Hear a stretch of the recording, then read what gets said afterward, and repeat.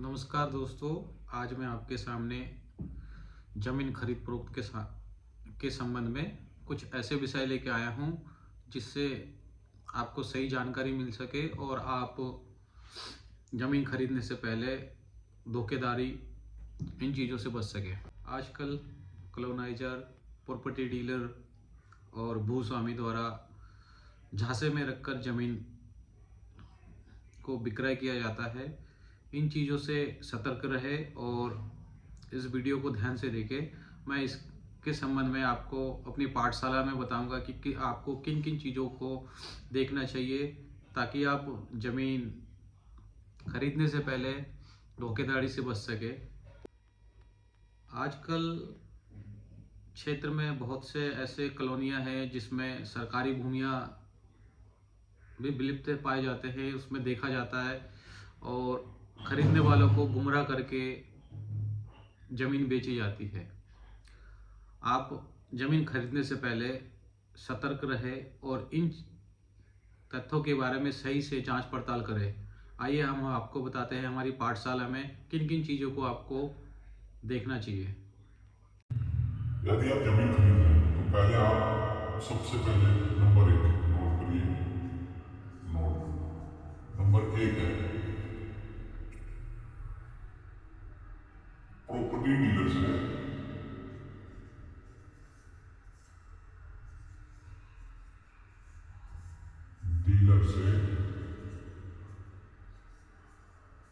उस जमीन की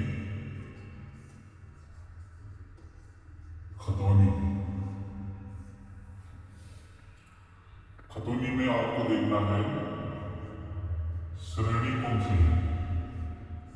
श्रेणी एक और संक्रमणीय भूमिगत,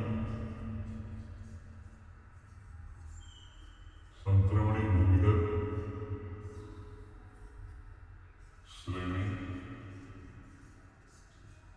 एक और विशेष श्रेणी। आप अगर प्लॉट खरीद रहे हैं तो इन दोनों की श्रेणी में से आप जमीन को क्रय कर सकते हैं। इसमें क्रय करने के लिए आप वर्ग 1 का संक्रमण भूमिगत की भूमि और वर्ग 1 का विशेष श्रेणी भूमि। वर्ग 1 का संक्रमण भूमि वो है जो पहले से यहाँ की कृषक है जिनके नाम से 12.5 एकड़ तक की भूमि होगी। और श्रेणी एक यह है 250 वर्ग मीटर तक, 250 वर्ग मीटर। ये उत्तराखंड में सबसे पहले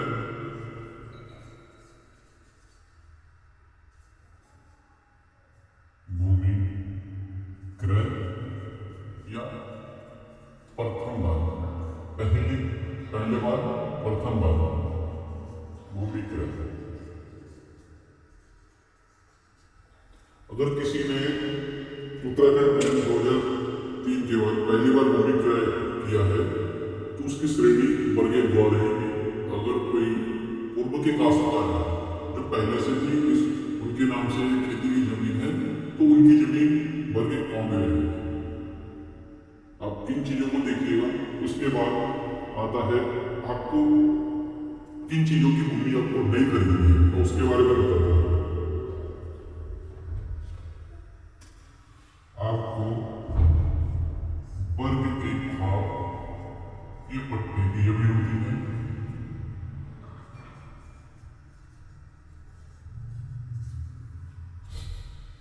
वर्ग 4 ये ऐसी भूमि जो केवल कृषि कार्य हेतु आवंटन है, कृषि कार्य हेतु। वर्ग 1 की भूमि है ये काश्तकारों के नाम से अलॉटमेंट है, लेकिन ये जमीन आपको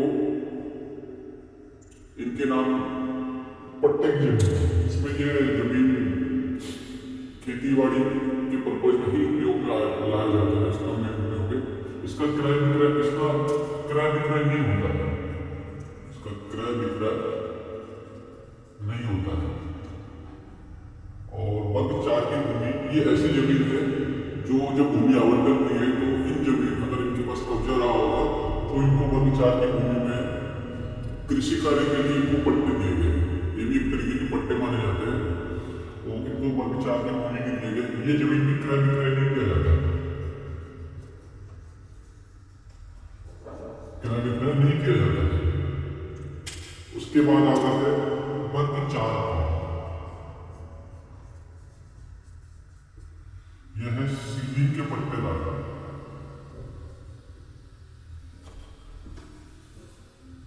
यह है आपके सीलिंग के पट्टेदार।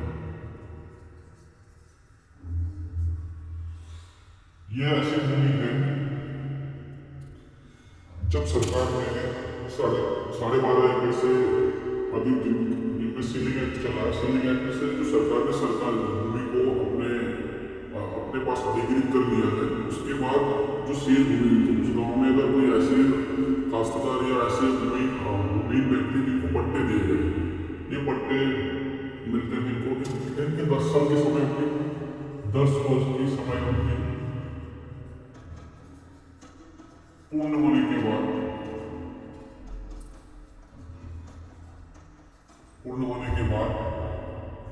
वर्ग 1 गाँव में परिवर्तन किया जाता है। ये तब जाके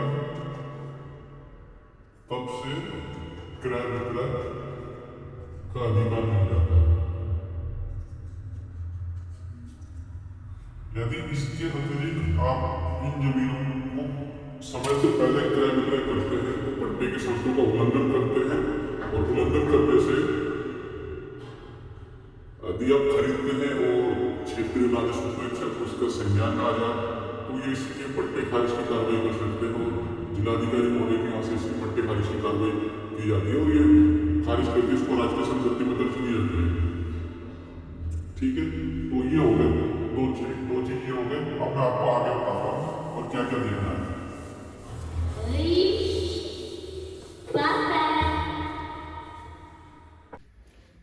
पहला नंबर हो गया है खतौनी। खतौनी के बारे में मैंने आपको बता दिया है कि ये चीज आपको होनी चाहिए। एक तो बरगे क की खतौनी होनी चाहिए, उसके बाद वर्ग 1 ग विशेष श्रेणी। केवल इन्हीं 2 वर्गों की जमीन को ही आप खरीद सकते हैं। उसके बाद दूसरा चरण में आइए, उसमें हम आपको बताते हैं आप उस खतौनी को लेकर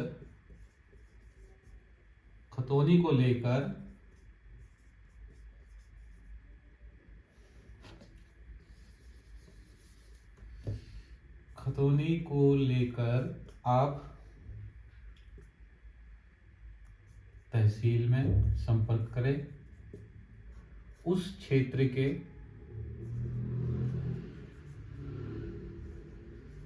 पटवारी से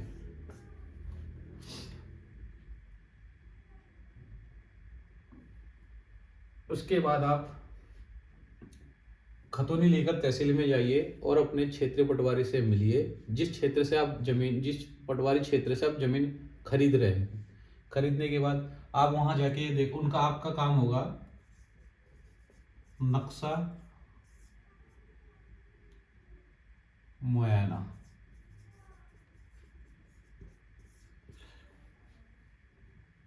इस जमीन खरीदने में सबसे अहम भूमिका है नक्शा मुआयने का। अगर आप नक्शा मुआयना नहीं करते हैं और किसी कंडीशन में प्रॉपर्टी डीलर आपको सरकारी भूमि में अगर बिठा दे तो आप किस तरीके से उसकी पहचान कर पाएंगे। इसलिए आपको नक्शा मुआयना बहुत ज़रूरी है। नक्शे में कैसे आपको देखना है, आपको पता करना है, मैं उसके बारे में बताता हूँ। मान लीजिए मैं एक नक्शा बना के दिखाता हूँ। मान लीजिए ये एक रोड चल रहा है, और ऐसे करके कई ज़मीनों की ऐसे चक्रोड बना दिए, ऐसे नक्शे में ऐसे ऐसे होते हैं और ऐसे करके रोड चलता है। और बना लेता हूँ आपको, फिर मैं बताता हूँ। ऐसे खेत होते हैं, ऐसी लंबी लंबी पट्टियाँ होती है।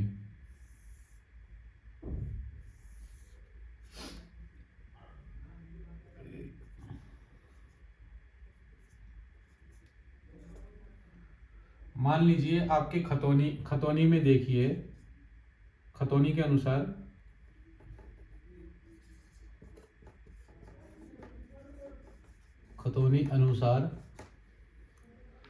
खतौनी में खेत नंबर लिखा है। उस खेत नंबर से आप उनको बताइए कि ये खेत नंबर मुझे देखना है। अगर आपका खेत नंबर 4 है खतौनी में, तो आप वहां जाके देखिए क्या आपको जो पोजीशन दिया जा रहा है कॉलोनाइजर द्वारा, आपको जिस टुकड़े में बिठाया जा रहा है, मान लीजिए आपको यहाँ ये नंबर 4 का टुकड़ा है, यहाँ आपका प्लॉट आ रहा है और आपको कॉलोनी वाले यहाँ बिठा रहे हैं। आपको इन चीज़ों को चेक करना है। अगर आपको नंबर 4 में बिठा रहे हैं तो ये आप बिल्कुल सही है। अगर वो नंबर 5 में बिठा के आपसे कह रहे हैं कि नहीं आप इस नंबर की रजिस्ट्री कराइए, तो ये गलत है, क्योंकि ये नंबर 5 में आपका पोजीशन है। क्योंकि आपकी रजिस्ट्री उनके द्वारा की जाएगी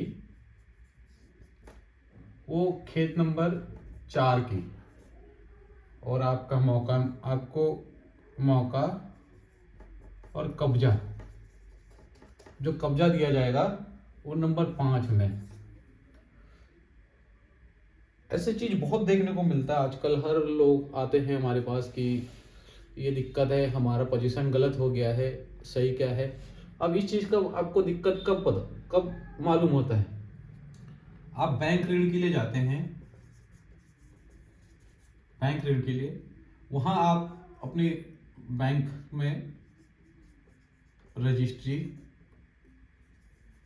खतौनी, आधार कार्ड और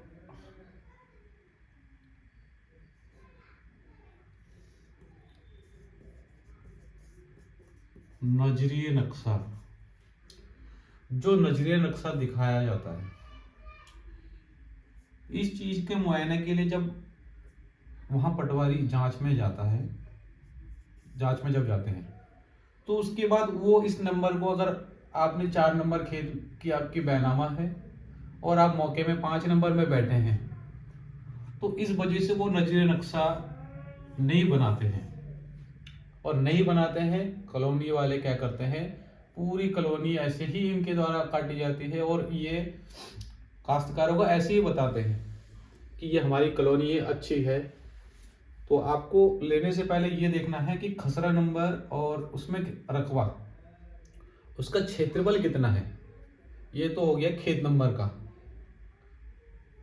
और नजीर नक्शा अगर गलत है तो आपका उसका नजीर नक्शा नहीं बनाएंगे। उस क्षेत्र के जो भी पटवारी जी हैं वो इस चीज को तस्दीक नहीं करेंगे, और इस वजह से आपको काफी दिक्कत होगी, क्योंकि बैंक वाले आपका लोन अप्रूवल नहीं करेंगे। आप एक छोटी छोटी पैसे को अर्निंग करके एक संपत्ति या भूमि क्रय कर रहे हैं, और इस कंडीशन में अगर आपकी फाइलें नहीं होती है तो आपको बहुत नुकसान होता है। आप फिर कॉलोनाइजर के पास दौड़ते हैं, फिर आपको कई ऐसे भी कंडीशन आ जाता है कि आपको विवश होकर न्यायालय के शरण में भी जाना पड़ता है, जो संबंधित न्यायालय संबंधित होते हैं। अगर इस चीज़ की जानकारी आपके पास नहीं हो तो ये दिक्कत है। इसलिए मैं आप लोगों के समक्ष ये वीडियो लाया हूँ, ताकि आप लोग कभी भी, कोई भी व्यक्ति अगर कोई ज़मीन खरीद फरोख्त करता है तो उनको बेचने वाले के द्वारा गलत भूमि ना दिया जाए, और ना सरकारी भूमि में।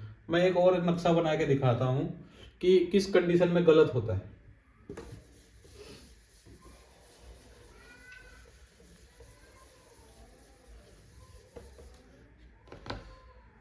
क्या होता है, जब ऐसे करके नदी का किनारा होता है, अधिकतर नदी साइड में जो जमीन बिकता है, ये आपकी नदी बना दी, ऐसे करके हमने रास्ते बना दिए, और ऐसे करके खेत के चक बना दिए। क्या होता है, ऐसे हर खतौनी, हर खेत के बीच में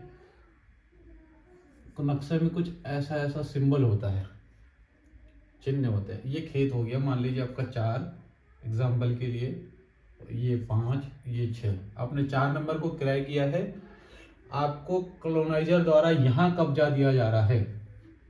इस चीज का तस्दीक करना है। हर नदी के साइड में लगभग 85% लगभग नदी के साइड में सरकारी भूमि, अतिरिक्त भूमि छोड़ी जाती है। कॉलोनाइजर क्या करते हैं, वो ये कहते हैं कि हम इसको रास्ते में तब्दील कर दिए हैं, इस जमीन को हम रास्ते में तब्दील कर दिए हैं और कोई दिक्कत नहीं है, आप जमीन हमारी लीजिए। इस कंडीशन में कॉलोनाइजर क्या करता है कि आप इस जमीन को, यहाँ आपको पोजीशन दिया जाता है और आपकी रजिस्ट्री होती है, जो रजिस्ट्री होती है खेत नंबर 4 की, खेत नंबर 4 की होती है। इससे आपको ये दिक्कत होता है कि आप कभी भी भविष्य में यदि कोई ऐसी जन सुविधा या जनहित के संबंध में यदि प्रशासन द्वारा उक्त जमीन को अपने अधिग्रहण किया जाता है, तब आपका बना बनाया मकान टूट सकता है, आपको नुकसान हो सकता है। कॉलोनाइजर अपने वो करते हैं कि नहीं, हमने तो सही नंबर की रजिस्ट्री कराई। आपकी रजिस्ट्री सही नंबर की होती है, रजिस्ट्री आपको खेत नंबर 4 की हुई है, लेकिन आपको जहां बिठाया गया है वो सरकारी नंबर हो सकता है। इसलिए आपको नक्शा देखना जरूरी है। और एक चीज और बता देता हूं,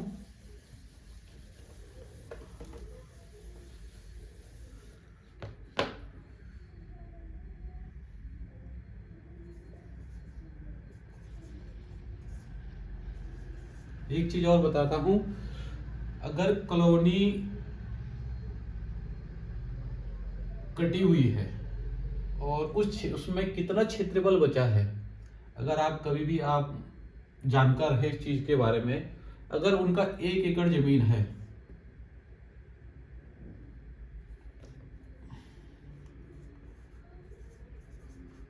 एक एकड़ जमीन है,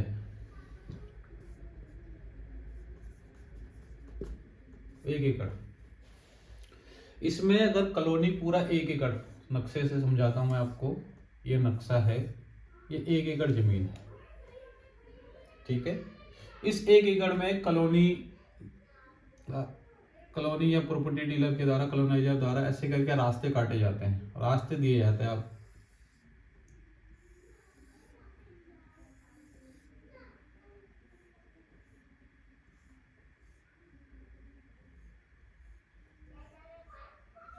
ये मान लीजिए सपोज रास्ते दिए हैं उन्होंने,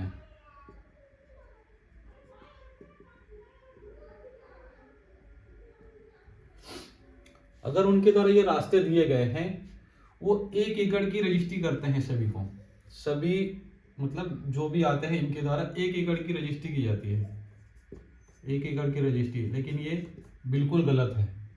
आप जमीन खरीदने से पहले देखिए, अगर 1 एकड़ में कॉलोनी कटी है, उनसे पूछिए आप कितने एकड़ में कॉलोनी काट रहे हैं, इसका 25% आप रास्ते में कटौती करिए, उसके बाद आप भूमि का क्रय करिए, उसके बाद आप भूमि को क्रय करिए। इस चीज को देखिए, और इन चीजों को देखने के बाद आप अगर भूमि क्रय करते हैं और इससे संबंधित सारी जानकारियां ले लेते हैं, तो आप कभी भी किसी भी कॉलोनाइजर, प्रॉपर्टी डीलर या भूस्वामी या मध्यस्थ व्यक्ति के द्वारा जो आपके सौदे कराए जाते हैं, उससे आप बच जाएंगे और सही, सटीक और सही तरीके से सही भूमि का चयन कर भूमि क्रय कर पाएंगे। तो इसके बाद आपको जमीन खरीदने से पहले कौन कौन से चीज़ देखनी चाहिए, उसके लिए मैं एक अलग से वीडियो बनाऊंगा। अगर मेरा वीडियो आपको अच्छा लगा तो लाइक, कमेंट और सब्सक्राइब जरूर करें। धन्यवाद।